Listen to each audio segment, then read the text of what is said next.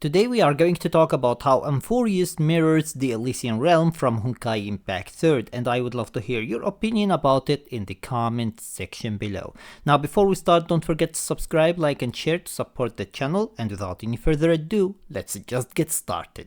So first of all, from what we learned about Amphoreus, it seems like Amphoreus is some type of a simulation that is made to imprison a Lord Ravager, so that that Lord Ravager wouldn't get out of this prison and destroy the world.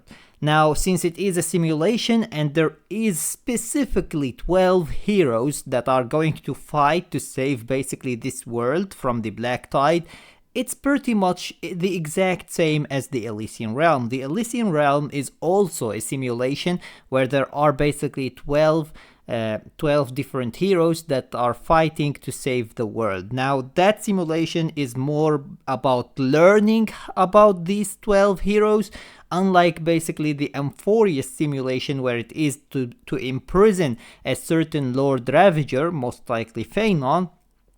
So that is a difference between them, but at the end of the day, both of them are basically a simulation where 12 heroes exist in, and these 12 heroes are fighting to save basically their world from whatever evil is there. Now the second similarity is the fact that these 12 heroes of humanity are fighting against the evil of their world. Now in the Honkai Impact 3rd case, it is basically the Honkai and the Harsher of Corruption specifically, who corrupted basically the simulation and was about to kill all of the heroes there and then maybe take over the world. And then in the case of Amphoreus, it was basically the Black Tide. So they are fighting the Black Tide, or we could also say they are fighting so that they would be able to continue the cycle so that the Lord Ravager wouldn't basically escape from that simulation. So in both simulations, these 12 heroes are fighting the evil of their world. In the Honkai Impact series, it is basically the Honkai. In Amphoreus, it is the Black Tide, or we could say also the Lord Ravager. Now the third similarity is that most of the Chrysos Heirs have similarities with the Flame Chasers. We could say, for example, Edin and Heselins, both of them have interest in basically music. We have Aponia and Aglaia, we have Pardophilus and Cypher. So there are so many similarities between most of the Chrysos Heirs and the Flame Chasers. Now there are some characters who aren't, or some Chrysos Heirs who aren't specifically similar to any of the Flame Chasers. For example, we have Elysian, who has pretty much no similarity to any of the Flame Chasers, to be honest, but most of the others are actually in some way, shape or form similar to their counterpart of the Flame Chasers. Then we have the most important two, who are basically Elysia and Cyrene, and Kevin and Phainon. These are the most important two in both Honkai Impact 3rd and Honkai Star Rail, and that is yet another similarity between the Amphoreus arc and the Elysian realm. Both of them have the exact same two important characters, Kevin and Elysia, Cyrene and Phainon. Now in the case of Elysia, we know that she is basically, we know.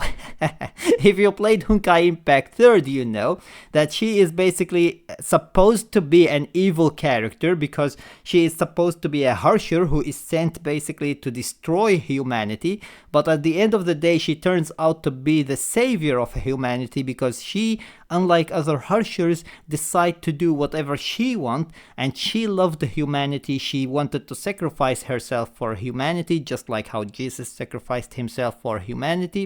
And therefore, she basically did everything she could to save humanity, and ended up at the end of the day sacrificing herself twice for humanity to save basically humanity in Honkai Impact 3rd. Now, if that is going to be basically what they are doing with Cyrene, that could be another similarity there, because Cyrene seems to be basically the one who will be the savior of Amphoreus, just like how Elysia sacrificed herself to save humanity twice in Honkai Impact 3rd. It seems like she is also going to do something to save Amphoreus. She might be the key to end the cycle and get rid of that basically Lord Ravager without allowing him or her to get out basically of the simulation. So it seems like Cyrene is going to take some type of role that is similar to what Elysia did. Now in the case of Phainon, we know that Phainon seems to be hiding something and might end up becoming the villain of the story, just like how Kevin turned up to become the villain in Honkai Impact 3rd. Even though his intentions weren't exactly evil, he still ended up becoming basically the villain of the story, and we fought him at the end of the story and we defeated him. He pretty much was just testing us, to be honest. He was trying to do what he thought was the best for humanity, while we tried to do what we thought was the best for humanity, and at the end of the day we won, and we defeated him together with all of the players, by the way.